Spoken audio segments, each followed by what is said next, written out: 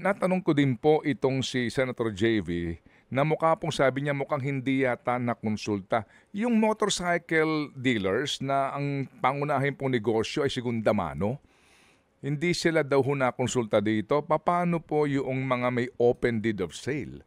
Kasi 'di ba yung mga hinahatak yung motorsiklo kasi hindi nakapagbayad ng amortization, yung mga hinahatak usually hindi na mahabol yung mga umutang.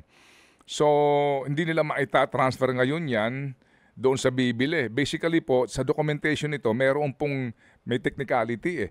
Opo. Napag-usapan ba ito nitong sa BICAM yung concern ng mga may segunda manong motorsiklo na napakarami at lahat mo halos ay open deed of sale kasi nga pag ikaw umutang na motorsiklo hulugan, meron ka ng pipirmahan na open deed of sale para pag hindi mo nabayaran 'yan.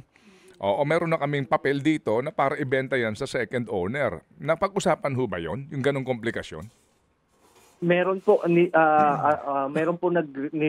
po may isang senator po na Mm. nag-raise po Mm. niyan Mhm. at I think na i-address din po doon sa lalabas na bagong batas. Na IRR.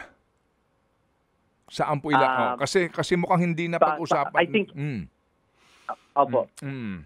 doon I'm not sure lang po kung Opo. sa IRR na ilalagay or sa amendment po. Okay, sige.